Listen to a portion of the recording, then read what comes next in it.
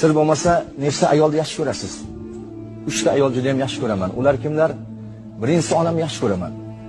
Ikkinchisi onamning soyasini yaxshi ko'raman. Uchinchisi mendan xafa bo'lmanglar, onamning aksini yaxshi ko'raman deb javob bergan ekan donishmand. Bir yog'lar yuzingizdan. Xafa bo'ldingizmi bizdan? Aylanayin o'zim sizdan, ona qarayapman demang. So'lib borayapman demang.